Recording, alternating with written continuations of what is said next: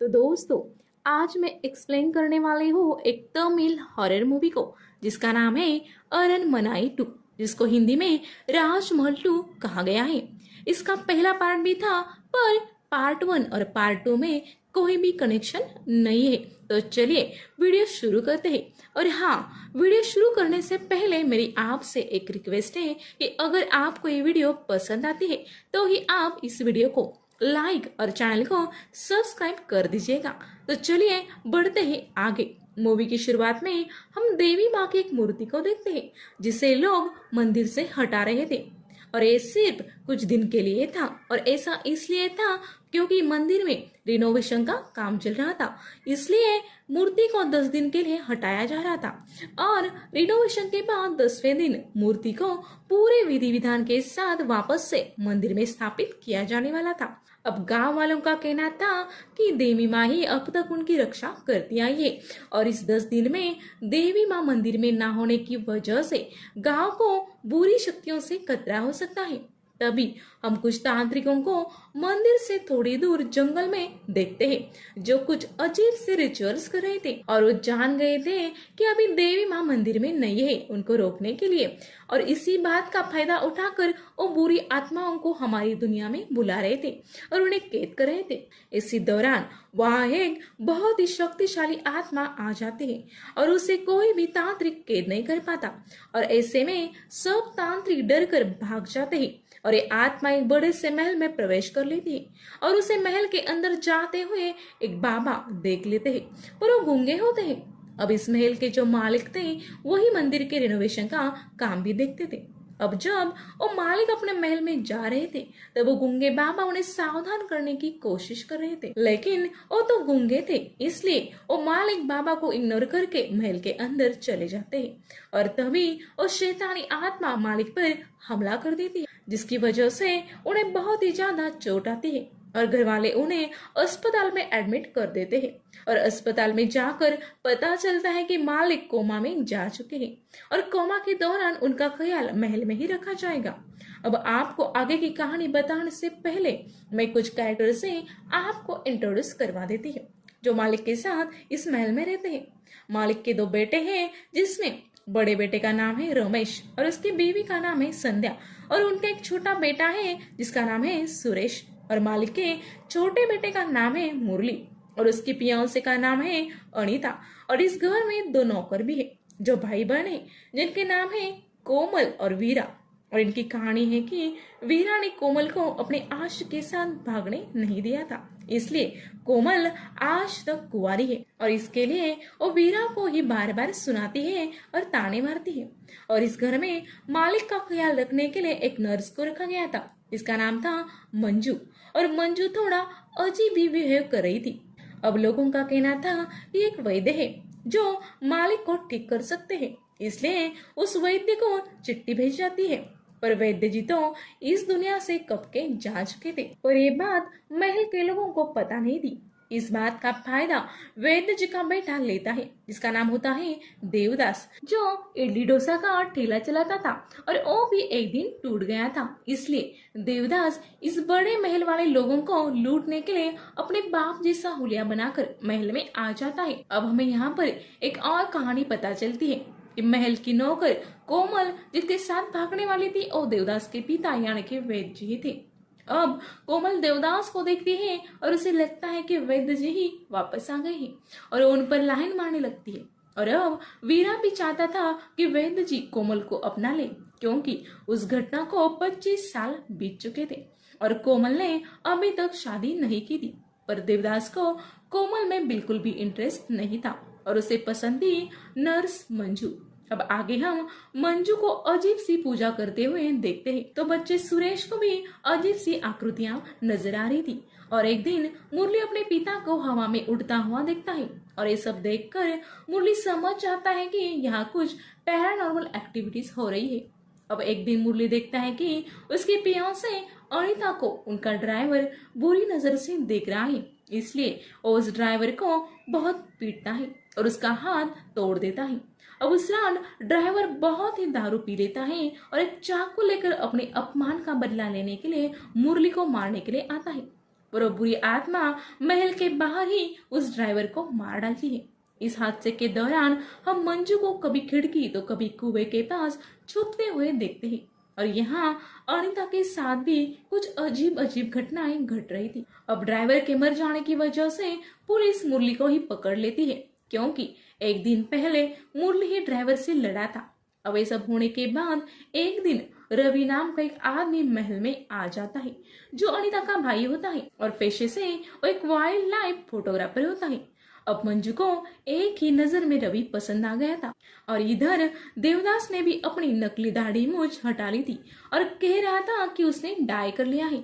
अब अनिता अपने भाई रवि को बताती है कि यहाँ महल में कुछ अजीब अजीब चीज घट रही है और उसी रात एक अजीब सी घटना महल में घट जाती है।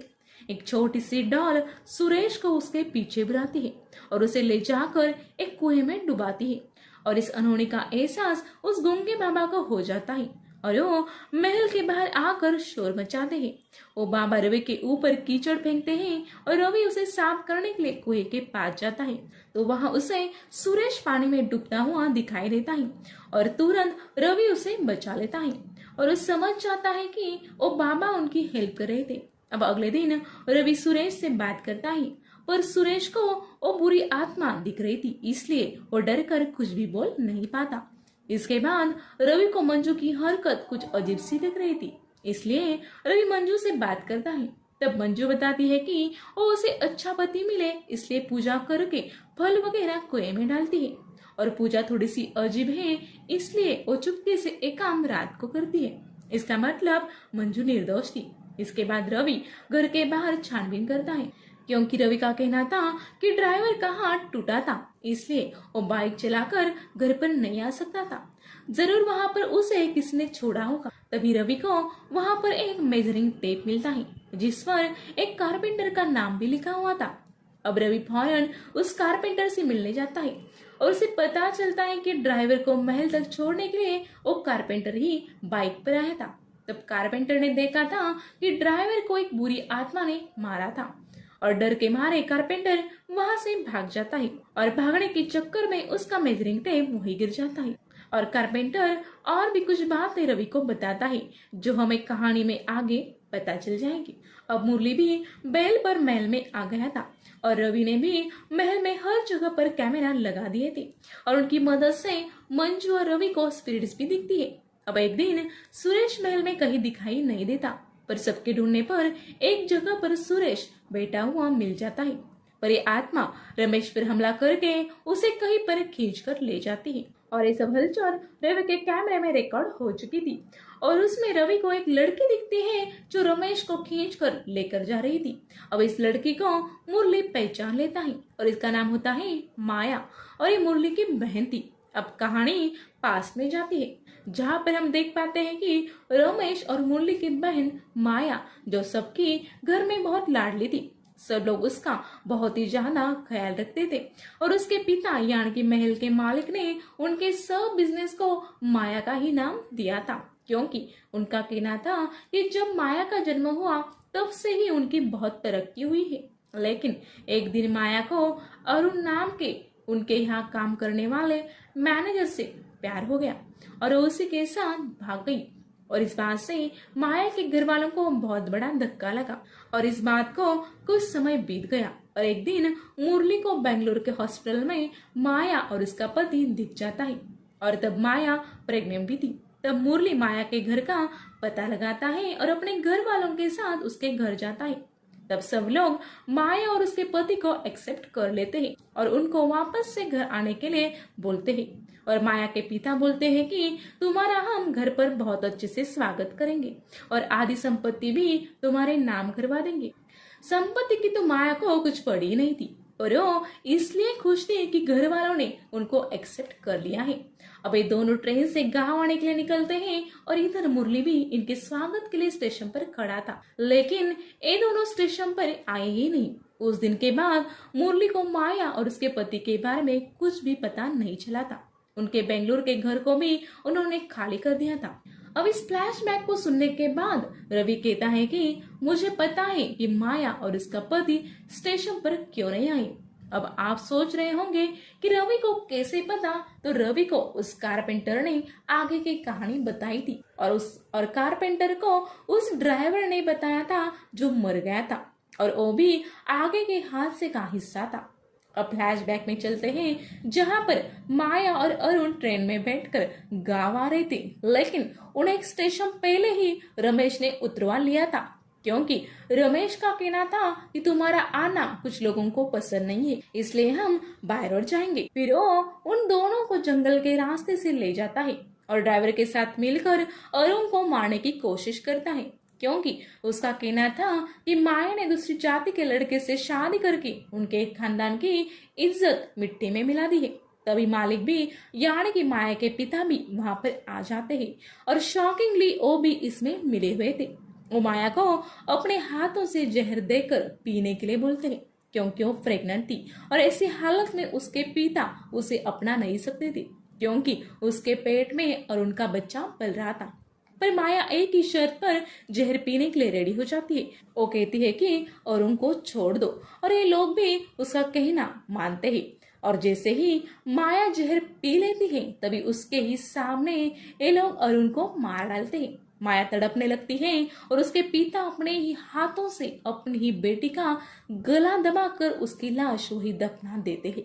इसलिए अब माया की आत्मा महल में लौट आई है, क्योंकि उसे महल के सब मर्दों से बदला लेना है, और वो छोटा बच्चा सुरेश को भी मारना चाहती है, जिसमें उसकी कोई गलती नहीं थी। पर माया का कहना था कि उसके बच्चे की भी कोई गलती नहीं थी, फिर भी उसको मार दिया था।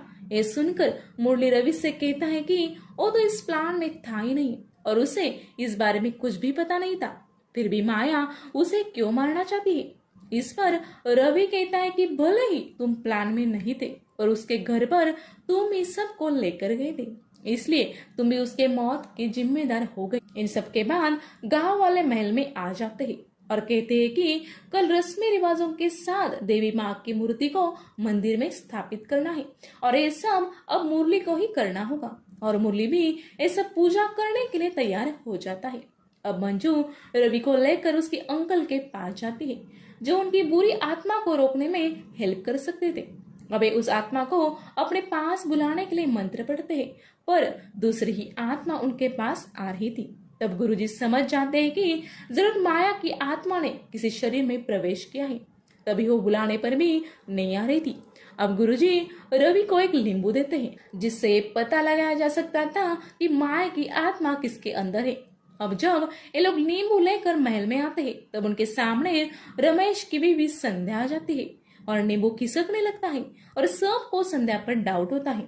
पर रवि ने नोटिस कर लिया था कि नींबू आगे नहीं बल्कि पीछे की ओर खिसका था और पीछे अनिता खड़ी थी। इसका मतलब माया की आत्मा अनिता के अंदर थी। और रवि कहता है कि अच्छा हुआ कि अनिता को लगा कि हम सबको संध्या पर शके, और इसी का फायदा उठाकर ये लोग प्लान बनाते हैं। अब इसी दौरान मालिक को थोड़ा होश आता है, और जब माया को पता चलता है तो सेम जहर उनको पिलाकर मार डालती है, और उसने अपने बड़े भाई रमेश को भी मार दिया था। अब रवि एक नारियल की मदद से माया के बॉडी को ढूंढ रहा था, और मुरली सबको लेकर एक रेस्टोरेंट में जाने के लिए निकलता है और सबसे कहता है कि संध्या के अंदर आत्मा है, इसलिए गुरुजी ने उसे बाहर लेकर जाने के लिए बोला है।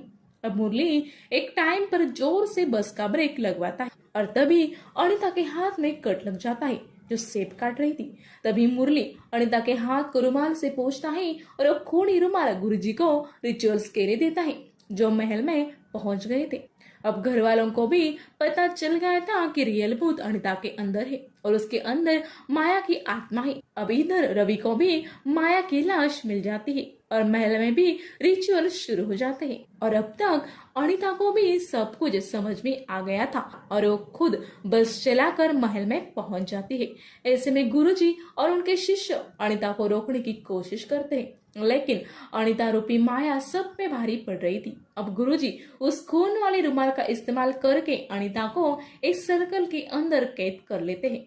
तब गुरुजी बताते हैं कि रिचुअल्स करने से माया की आत्मा तो चली जाएगी और इसमें अनिता मर सकती है, इसलिए यहाँ पर कोई स्ट्रांग और पवित्र शरीर को आगे आना होगा। तब रवि इसके लिए तैयार हो जाता है और शमशान में रिचुअल्स करता है। अब माया की आत्मा अनिता के शरीर से निकलकर रवि के शरीर में प्रवेश कर लेती है और रवि सभी लोगों पर हमला कर लेता है और मुरली और सुरेश को मारने के लिए उनके पीछे जाता है और ये दोनों अपनी जान बचाने के लिए देवी माँ के मंदिर की तरफ भागते हैं। रवि यानी कि माया की आत्मा उन दोनों को रोकने की बहुत कोशिश करती है, पर ये दोनों मंदिर में पहुंच जाते हैं जहां पर देवी माँ की पूजा हो रही और पूजा होने के बाद देवी माँ की मूर्ति को मंदिर में स्थापना होने वाली थी और स्थापना होने के बाद माया की आत्मा को वापस जाना था, इसलिए जो कुछ भी करना था माया को वो मूर्ति की स्थापना के पहले ही करना था। अब रवि सबको मारते हुए मुरली और सुरेश के पीछे मंदिर में पहुंच जाता है और अभी भी 10 मिनट बाकी थी स्थापना होने में और रवि को रोकना नामुमकिन था। वो गूंगे बाबा एक घंटे की हेल्प से रवि को रोकते हैं, लेकिन रवि इसको भी पार करके मुरली और सुरेश को मारने के लिए आगे बढ़ता है और वो सुरेश और मुरली को मारने ही वाला होता है, तभी मंदिर में मूर्ति की स्थापना हो जाती है, जिस वजह से रवि के अंदर से माया की आत्मा को निकलना पड़ता है और अब सब लोग बच गए थे और रवि का शरीर भी मजबूत और पवित्र था, इसलिए वो भी बच गया था। अब फिल्म के एंड में रवि और मंजू एक साथ गाड़ी में होते हैं क्योंकि वो एक दूसरे से प्यार करने लगे थे और देवदास ने भी अपनी सच्चाई सबको बता दी थी कि वो वैद्य नहीं बल्कि उनका बेटा है और इस बात से कोमल ज्यादा गुस्सा हो जाती है। तभी हम महल के बाहर कचरे में उसी डॉल को देखते हैं जिसके पीछे सुरेश भागा था और कुएं में गया था और वो डॉल चल के महल के अंदर एंटर कर लेती है। इसका मतलब माया की आत्मा पूरी तरह से यहाँ से नहीं गई है, या फिर उसके पेट में जो बच्चा था उसकी भी ये आत्मा हो सकती है। हम इस पर ज्यादा क्लियरली बात तो नहीं कर सकते हैं, पर ये डॉल अंदर तो चल के गई और ये सब क्लियर इसके अगले पार्ट में ही होगा, तो जल्दी लेकर आऊंगी इसका अगला पार्ट। और आपको ये वीडियो अच्छा लगा हो तो एक लाइक कर दीजिएगा और चैनल पर नए हैं तो सब्सक्राइब करना भूलिएगा नहीं। मिलते हैं अगले वीडियो के साथ, तब तक के लिए गुड बाय।